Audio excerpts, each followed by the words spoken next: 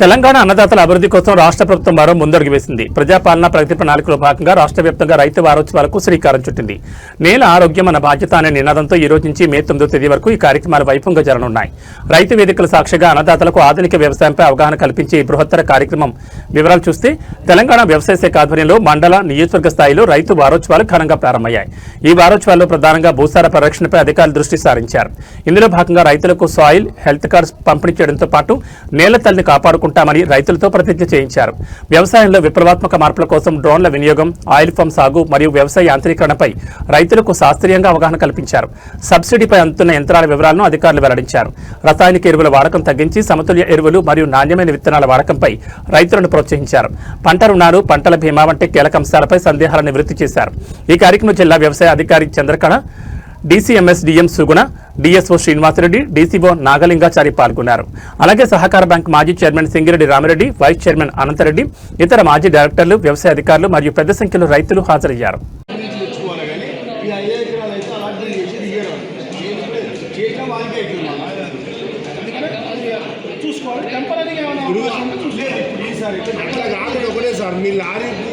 కావాలంటే లారీ ఇన్ని పెట్టినాకనే గోడగొట్టు పంపించుకోండి. డాడీ మాత్రం ఎండబెట్టిన బ్యాటరీ తీసుకురావాలి.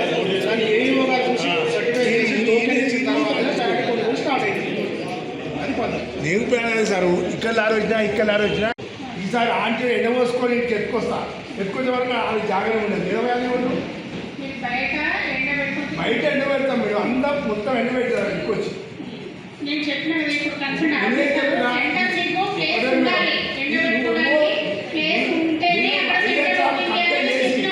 ఒకటే 5 ఎకరాలు కబ్జా చేసి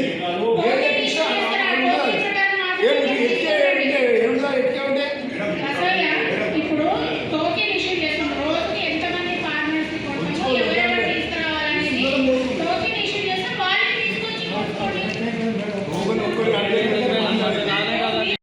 ఎందుకంటే ఇంత మంచి ప్రభుత్వం మన ప్రోగ్రామ్లో చేస్తున్నప్పుడు మీరు సీరియస్గా తీసుకొని మీకు ఏదైనా డౌట్ ఉంటే ఇక్కడ కన్సల్ట్ అగ్రికల్చర్ వాళ్ళతో సంప్రదించి మీ డౌట్ క్లారిఫై చేసుకోండి. కానీ ఇప్పుడు ప్యాడీ ప్రొక్యూర్మెంట్ మనకు ఆల్రెడీ ఇక్కడికి 40% కోతలు అయిపోయినాయని చెప్తున్నారు. ప్యాడీ కట్ అయిన తర్వాత మీరు పొలాల్లో మాత్రమే ఎండబెట్టుకొని క్లీన్ చేసి తీసుకురావాలి.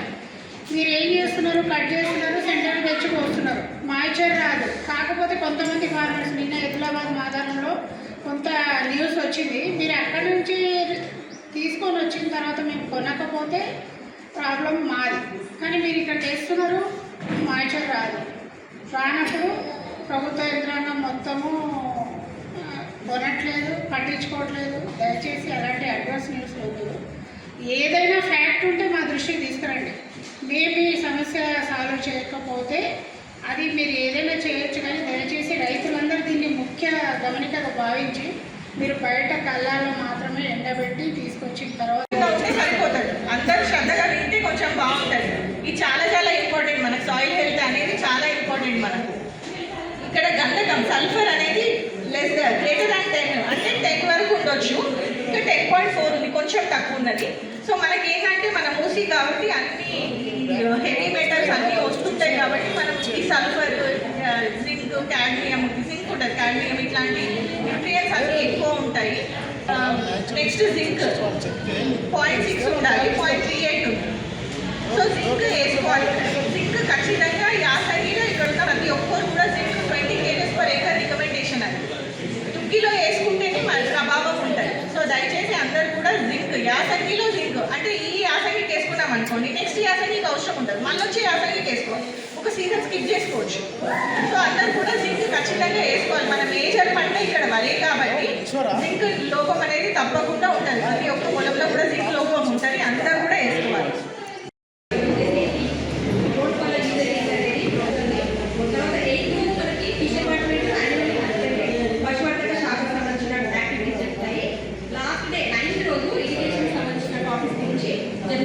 అంటే రైతు వారంలో రోజుకొక డిపార్ట్మెంట్ నుంచి 4th నుండి 9th వరకు ఈ ప్రోగ్రామ్ జరుగుతుంది. ఇదందరూ గమనించి మీరు ఎక్కడైతే ప్రోగ్రామ్ జరుగుతుందో మా ఏఓ ద్వారా షేర్ చేయడం జరుగుతుంది. రేపు మన హార్టికల్చర్ మీ దగ్గర వెజిటేబుల్స్ ఎవరైనా పండించే రైతులు ఉంటే మీరు రేపు అలియాబాద్ రైతు వేదికలో ప్రోగ్రామ్ జరుగుతుంది. సో ఇప్పుడు మా ఏఓ గారు మీకు సాయిల్ శాంపుల్ కలెక్షన్ ఏంటి, దాని ఇంపార్టెన్స్ ఏంటి అని క్లియర్గా చెప్పడం జరుగుతుంది. ఇవన్నీ మన కార్డు కరెక్ట్గానే చేస్తారు. కానీ ఎవరో సార్ అన్నట్టు ఒక అశ్రద్ధ చేస్తుండొచ్చు. కానీ ఇక్కడ ఉన్న సమస్య అంటే ఈ మూసీ ప్రాంతంలో పొలాలు వారవు. మేము ఏది వేసుకున్నా కానీ ఒడ్లు తప్ప ఇంకా వేరే పంట పండదు సార్. మా దగ్గర కూరగాయలు పండవు, తోటలు పండవు, చెట్లు మొలవ ఏది రాదు. మూసి ఎక్కడెక్కడ ఉందో ఆ ప్రాంతంలో ఏది లేవు.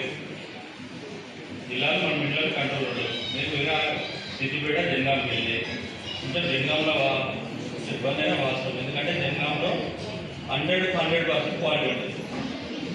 అది దృష్టిలో పెట్టి కొంచెం ఇబ్బంది పెట్టారు. మేము ఇంటర్వ్యూ న్యాయం కలెక్టర్ గారు చేసి మ్యాక్సిమం రిజాల్వ్ చేశాము. అది 1-2 పనులు మేము నింపించినామని చెప్పేసి అదే మోతుగా ఈత పనులు కూడా అందరూ పంపించారు. ఇది ఒక సెంటర్ కాదు, అన్ని సెంటర్ దిగుతున్నాయి కదా, చెప్తున్నారు కదా అని ప్రతి బయటికి చెప్పడం చేయడం. డిఎం గారు 4 మంది పంపుకోవడం, నేను 4 మంది పంపుకోవడం, వెంకటరెడ్డి గారు ఆయన నీకు చెప్తానుకోవడం. అది సార్ చెప్పారు. మనం తీసుకొచ్చి మనకి ఇష్టమైన రేటు గురించి మేము కొట్టడానికి సిద్ధంగా ఉన్నాం. మనం కూడా కొంచెం పొరపాటు రైతులు చేసుకుంటూ వస్తున్నాం. నేను అందరు రైతులు చేస్తలేట్లేదు, 100కి 10 మంది కూడా అట్లా చేస్తలేదు. 90 మంది కరెక్ట్ ఉంటుంది, 10 మందితో 90 మందికి ఇబ్బంది అవుతుంది. దయచేసి మీరు ఆ ఒక్కటి చేయండి. ఈ మిగతా వసతుల గురించి మా సహకార సంఘం నుంచి కానీ నేనే కానీ ఉంది. నేను ఇక్కడ నిలబడతాను. పోలీసులు జరిగిన అన్యాయంలో మనకు జరిగిన నష్టాన్ని ఏదైతున్నదో కూర్చొని అధికారులను సహకరించలేకపోతున్నాం. ముఖ్యంగా ఈ 2 సమస్యలు పరిష్కారం అయితే మేడం, మిల్లర్ ఇక్కడ ఉండాలి. మనం ఏ మిల్లర్ చేస్తున్నాం వాడు కరెక్ట్ టైం టు టైం రావాలి. అది రాకపోవడం వల్ల ఏమవుతుంది, ఇక్కడ ఇవాళ 4 లారీలు వస్తాయి అనుకుంటే వస్తానే లేవు. ఇక్కడ రెడీ ఉన్నది దాని తర్వాత ఇంకొకరు నంబర్ ఇస్తున్నాం మీకు రేపు రండి అంటుంది. ఇవాళ పోకపోయినా రేపటి కట్కెళ్ళి వస్తుంది. ఆ సమస్య వస్తున్నది కాబట్టి అది చాలా రెగ్యులర్గా లారీలు టైం టు టైం రావాలి. ఇవాళ అనుకున్న లారీలు మేము నింపించే బాధ్యత మాది. తర్వాత అధికారులు కూడా ఉండాలి. మిల్లర్ తప్పు చేస్తుండా, రైతు తప్పు చేస్తుండా అనే సంగతి విషయం మీరందరూ డిసైడ్ చేయకపోతే రైతు వాళ్ళు రారు. ఇక్కడ రైతులు లారీలు పంపారు. రైతులందరూ కళ్ళాలలో తెచ్చి పోసుకొని కూర్చుంటారు. వర్షాలకి ఇబ్బంది ఎవరైతే మిల్లర్లు లాస్ట్ టైం జరిగిన ఇబ్బంది ఏంటంటే ఒక మిల్లర్ని అపాయింట్ చేశారు. మేము ఇక్కడికి వెళ్ళి 6 లోడ్లే మిల్లర్ పంపించాం. అక్కడికి పోయినాక మిల్లు తెచ్చుకోమన్నాడు. 8 రోజులు అక్కడ ఉన్నది మిల్లు, 8 రోజులు అక్కడ మిల్లు ఉన్నది. దాని తర్వాత వేరే మిల్లు కంప్లైంట్ చేస్తే మేము అది మేమే భరించుకొని మా సొసైటీ భరించుకొని మళ్ళీ వేరే మిల్లు.